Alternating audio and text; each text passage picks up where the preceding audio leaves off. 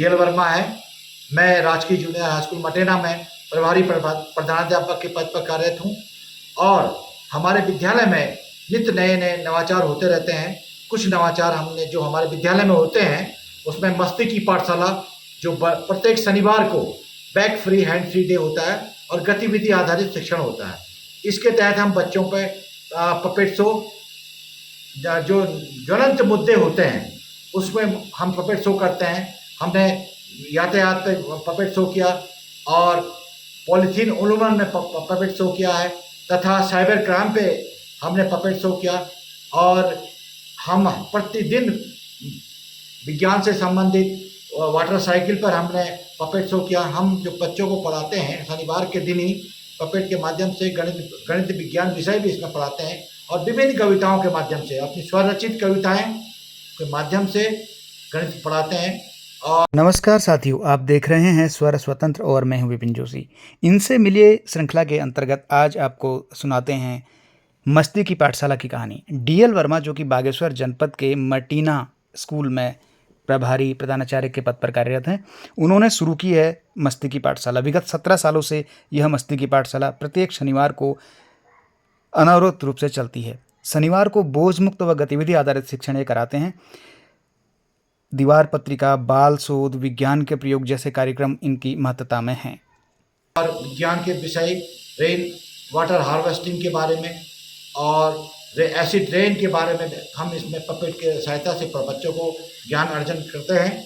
और हम कभी कभी जो नवाचार होता है शनिवार के दिन उसमें हम बच्चों को एक खुला मंच भी देते हैं, बोलने का अवसर देते हैं, अभिव्यक्ति की क्षमता उनमें बच्चों में पैदा करते हैं तो बच्चे अपने मन के भावों को बोलते हैं। उससे पहले मस्ती की पाठशाला चालू होने से पहले सर्वप्रथम हम बच्चों से गुरु दक्षिणा के रूप में उनके मन के चित्र, मन के भावों की कविताएं और मन के जो भी उनके मन में जो भी आड़ा लोकल कुछ कविताएं कहानी होती हैं उसको हम गुरु दक्षिणा के रूप में लेते हैं और उसी गुरु दक्षिणा के चित्र और जितनी भी कविता कहानियाँ होती हैं उससे हम एक सुंदर सी दीवार पत्रिका का निर्माण करते हैं।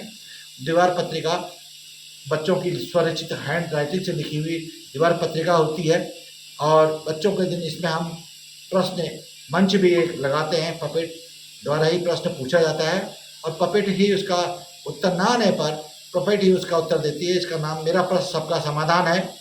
यहाँ पर हम बाल शोध भी हमारे द्वारा बच्चों को शनिवार के दिन किया जाता है।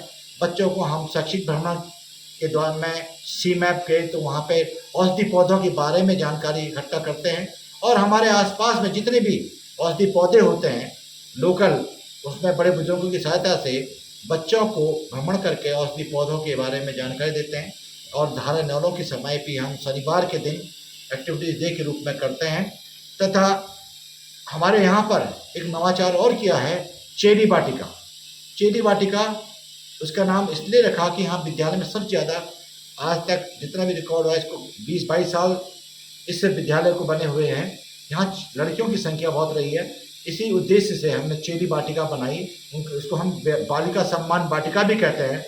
उसमें हमने विभिन्न प्रकार के फलदार वृक्षों का रोपण किया है और उसमें हम किचन गार्डन बनाते हैं। उसमें मूली, लाई जो सीजनल सब्जी होती है हम PM पोषण योजना के तहत भी उसका हम प्रयोग करते हैं। हम बहुभाषी प्रार्थना भी हम यहाँ पे करते हैं और प्रार्थना स्तर पे बहुत सारी एक्टिविटी यहाँ पे हमारे द्वारा किया जाता है।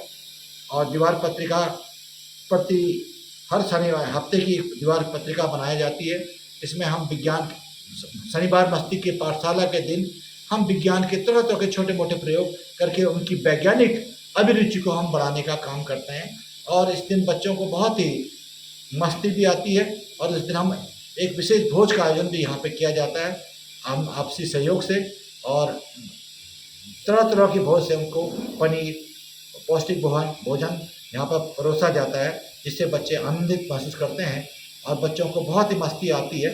उसमें हम उनको डांस भी सिखाते हैं, वाद्य यंत्र को बजाना भी सिखाते हैं और बच्चों को खुला मंच देकर उनको उनकी अभिरुचियों को जागृति पैदा करते हैं जिससे बच्चे बहुत ही सुंदर से सांस्कृतिक प्रोग्राम, विभिन्न भाषाओं के यहाँ पर गीत भी यहाँ पे हम सिखाए जाते हैं। पंजाबी हुआ, तेलुगु हुआ, राष्ट्रीय भाषाओं गीत और असमिया हुआ और उड़िया हुआ, सारे गीतों का पे हम बच्चों को सिखाते हैं।